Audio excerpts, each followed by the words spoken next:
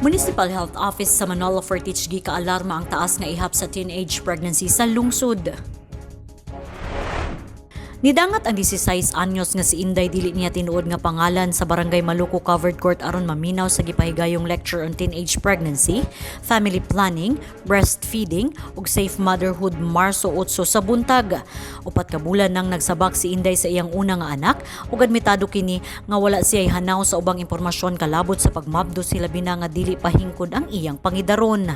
Ang nalipay ko nga pag abot ako danina, absent pa na ko ang ilang sulti kaganina.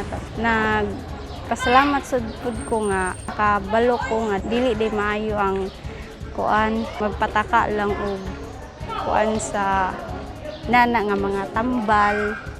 Samtang gisaysay sa 28 anyos nga si Roslyn S. si kuya nga sa edad 18, gisabak niya ang iyang una nga anak. Admitado usab siya nga lisod ang kahimtang nga mamabdo sa sayo nga pangidaron. Dugang pa ang problema sa kwarta tungod kay wala pa insakto nga trabaho ang iyang bana. At the age of 18, lisod gid nga magburos og sayo kay syempre wala kay knowledge nga unsaon nimo pag-atiman nimo anak. Unsaon nimo pag labor, unsaon nimo pag-utong nga kanang magawas ang bata, wala kay experience pero may risa pa ba yan. Dakong hagit karon alang sa mga midwife sa matag barangay nga makatabang sa pagpasabot sa mga menor de edad nga malikay sa gitawag nga teenage pregnancy. Ang teenage pregnancy is delikado gid sila sa pagbuntis no kay sa ilang pangidaron dili pa gid enough ang ilahang body to bear sa baby. Gibutyag ni Rural Health Physician Dr. Luella Gamboa nga usa ang Manolo Fortich nga adunay taas og ihap sa teenage pregnancy sa Intiro, Bukidnon.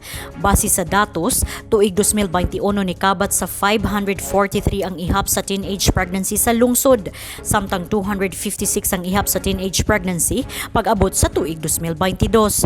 Apan taliwala sa pagkunhod sa ihap, makaalarma gihapon ang kaso alang sa Municipal Health Office.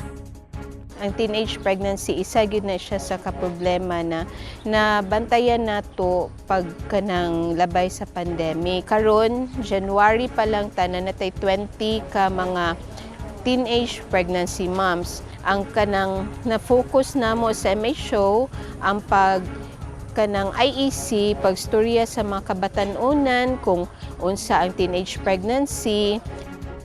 Gihingusgan karon sa MHO ang pagpahigayon og lecture on teenage pregnancy, family planning, breastfeeding ug safe motherhood isip social intervention aron maedukar ang mga kabataan sa lungsod.